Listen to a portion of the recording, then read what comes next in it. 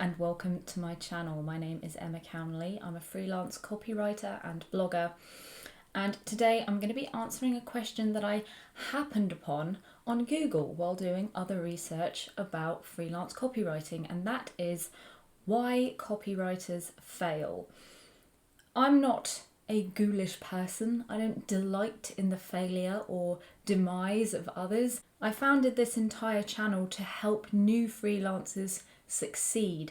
So why the fuck am I going to cover this? Well, not only does it appear to be amazing for SEO on a purely selfish level, but also it kind of triggered a kind of personal story for me, because a couple of years ago I was lining up outside a venue to see a gig, and I ran into a friend that I did my master's with, and this guy was a really talented writer back when I was studying together with him.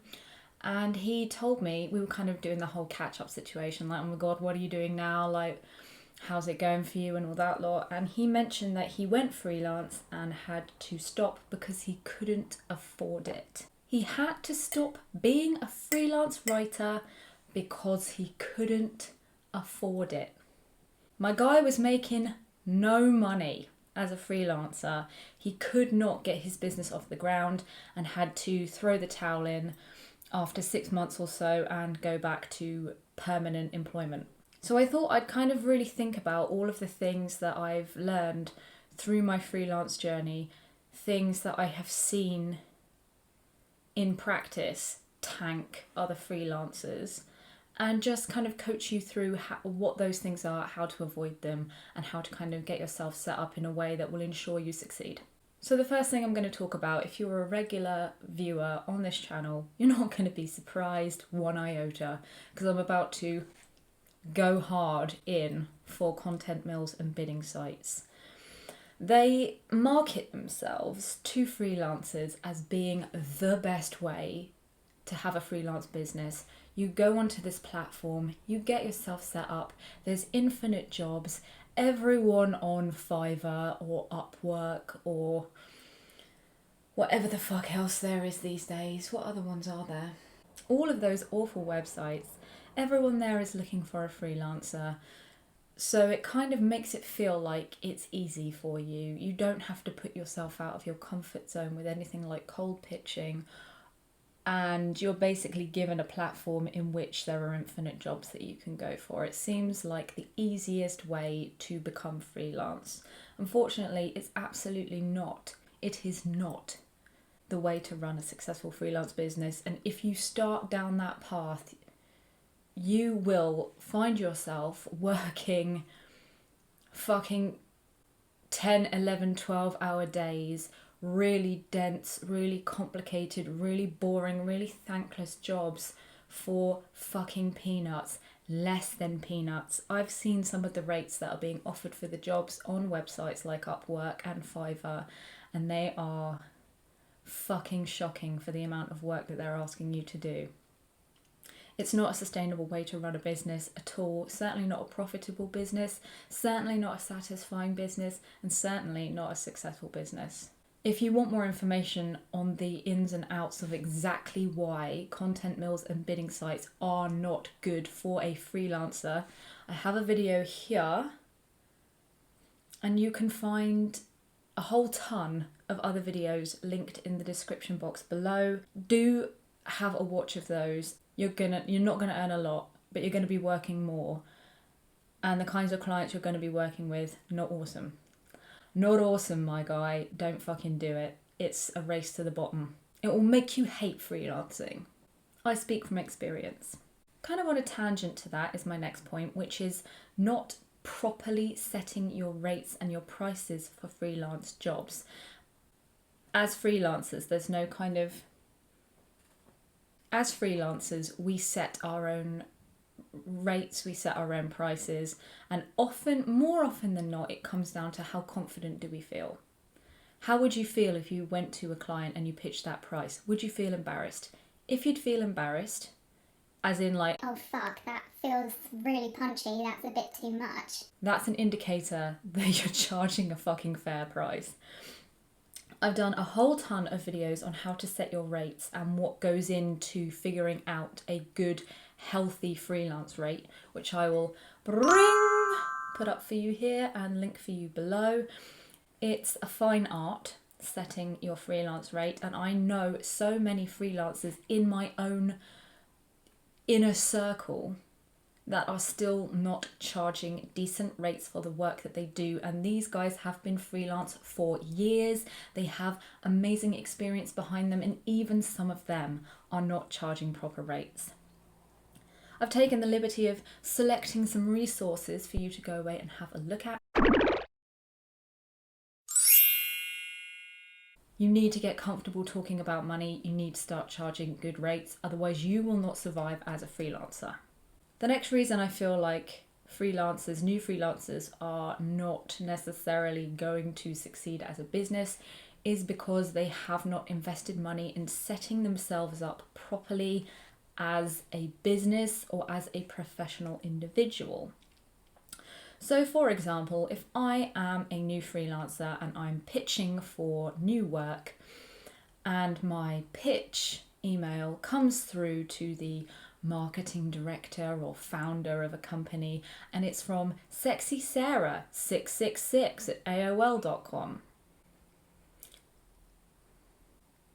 is that business person going to treat you like a professional? No. Because it looks like you're Sexy Sarah, who's using the same email address they've had since they were 12 and who hasn't bothered to reformat themselves as a business professional. If I receive a link sending me through to somebody's portfolio and it goes through to a generic website template with a generic URL which tells me that that person hasn't bothered to look at the details enough that they have invested in a custom URL that makes them look like a fancy business, on their business card, on their email, that URL is there, and it's just not, you know? That ain't it. So here's the thing, right? When you become a business, you are going to want to set up a proper professional freelance website, a proper email address. You're going to want to go back through your social channels like your Twitter, your LinkedIn, your Facebook, reformat that shit to be in line with all the other things. Really finesse that professional branding. Make sure that everywhere your picture is the same so that if somebody sees you on LinkedIn and they head to your Twitter, it's all the same. The URLs are all there. You're talking about what you do in a consistent way. You are a freelance tech copywriter. Everywhere that you have mentioned what you do, freelance tech copywriter, your email address is there. It's all very easy. It's all very seamless. That's what proper business branding is. It's consistent across every platform. And it's professional, right? You're trying to tell people that you are a professional freelancer. You have to show them. There's no one that's going to do that for you. You are the business now. It's up to you. And so what this does for a potential client, it's a trust queue, right? Because you're going to be paying someone hundreds or thousands of pounds as a professional, but they don't look like a professional. You know, if you're going to hire someone to fix your sink and somebody recommends a local professional to you and you go away and check their website and it's just basically Johnny Big Balls at hotmail.com and his website looks like he's not giving a shit, you're going to be like, this guy's a fucking cowboy. Yeah, right. Am I going to hire that fucking guy? What? It's the same for you. So consistent branding, take the time to get it right, for the love of God. Again, I'll put resources for you below on how to do a proper professional freelance website, and I would urge that you do it. You won't be able to make it as a successful freelancer if you are not able to pitch yourself as a proper business. So we're kind of working in tangent to the last point, but the way you talk about yourself and what you do and what you can offer is incredibly important. No hesitant words like just, might, maybe, kind of. That needs to all be stripped out of your emails. You need to be going in, I am, Sarah, I am a freelance tech copywriter. I can help you with this, and this. This is the rate, this is the availability. Let me know when you're free for a call and we'll chat. Not, Oh, I might be able to help with this. Yeah, maybe give me a call and I'll see what I can do. Do you see what's wrong with that sentence? Oh, I might be able to help. Can you help though? Can you? Because it doesn't sound like you know whether or not you can. You're not Sarah from next door who's going to give it a shot because I'm trying out this whole freelancing thing. You're a fucking business. Treat yourself like a business. It's a professional pitch. You need to be able to inspire confidence. So you have to be able to go in and say, I can do this. Here's all the examples of where I've done it before. This is exactly how I can help you. Let's have a call. Here's my number. Whew, I'm really coming in hard with the tough love today, eh? This next one's going to feel a bit heavy, so bear with me, because this is something that really takes time and unfortunately sometimes trial and error to get right, and that is setting up proper internal processes. So when I say proper kind of processes, what I'm really talking about is setting your terms and having a proper onboarding process for new clients. Now, it's not just something you do to look businessy, right? This shit protects you and it protects your client. So when you're having that initial prospecting call and they're telling you kind of what they want from the job and stuff, at that point you would say, all right, let me go away, I'll work up a quote and we can go from there. And then when you're working up the quote, you will include absolutely everything mentioned on that call in specific detail. So you're not just saying, oh, website copy. You're saying website copy. Okay, so that's a page for this, a page for this, a page for this, a page for this, circa 200 words, 300 words, blah, blah, blah, blah. Explicitly saying exactly what is included with that quote.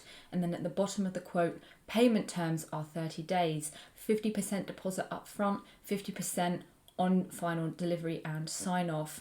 I will not start work until the 50% deposit has cleared. Any additional work required will be charged at an extra fee to be discussed later on. You need to cover yourself completely. You send that quote, they sign that shit off, and then you send a writer's agreement, which will in detail outline exactly what you have agreed to do, when you will deliver it by, what the deadlines are, what the payment terms are, what the copyright situation is.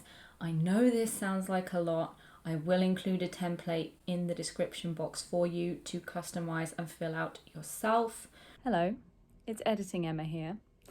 On watching all this footage back, I've just realised that I did an incredibly bad job at explaining exactly why business processes are essential to a successful freelance business. So I'm just going to quickly cover it here just to make sure that it's absolutely clear why we're even discussing this as a point.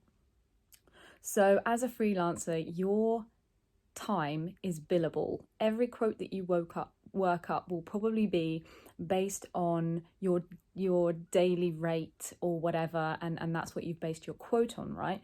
So if you don't have concrete guidelines for what is included with the job that you have quoted for, any extra tasks you end up performing which weren't outlined or weren't properly agreed upon, you're doing that for free, right? That all impacts how profitable your business is, because essentially anything that you do for free is eating into billable time, which is why you've got to be so specific with exactly what is included with your job quote and getting proper sign off. Otherwise you end up doing ridiculous, like 10 rounds of amendments on a job, and like most of those will be freebies because you didn't take the time to say only 2 rounds of amendments are included with this job, and then it's billable extra after that time. So you have to be really clear on what is included in your job quote and get signatures, get sign off, get somewhere written down that they acknowledge that and agree to it. So you have to be thinking in terms of protecting your time and using it smartly as a business to really be maximizing how much you can earn as a freelancer. That's what I was trying to say, and did a shit job. So hopefully this helps. back to the video. Final point. I promise I'm going to make this brief.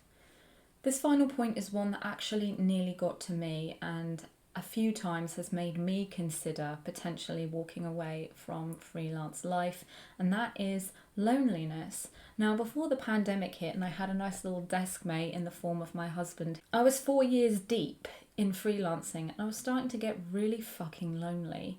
So what I would recommend to stop loneliness from getting in the way of your freelance aspirations is to perhaps invest in a co-working space and rent a desk there. And it didn't really work out for me, but I do know quite a few freelancers who really love their co-working space. They're friends with the people there. They have a permanent desk that they've kind of set up and personalised and stuff.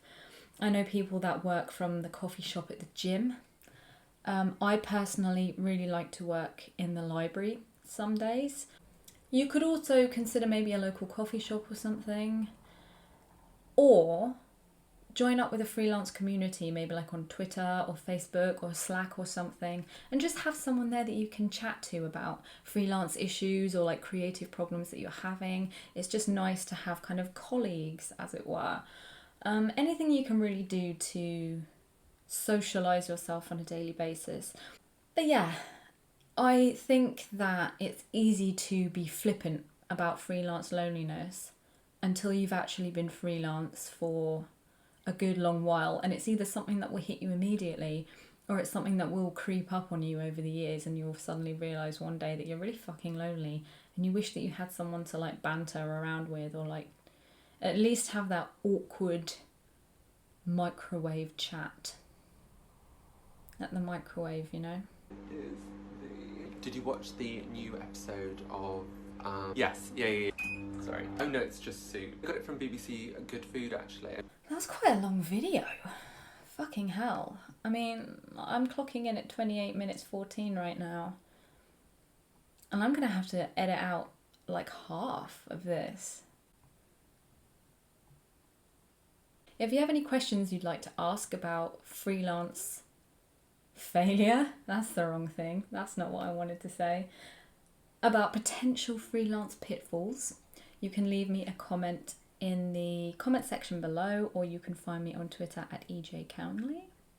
And if you are already an established freelancer and you just like to watch these videos because you enjoy my face, leave a comment below and share some of the experiences you've had as a freelancer and things that you have done that have helped, because it pops off in the comment section and a lot of new freelancers do read those comments, and I'm sure they'll find it really helpful. So you can give back to your community. Give back to your community. Leave a comment below and share your best tips. And now that we've clocked in at half an hour, I will bid you adieu.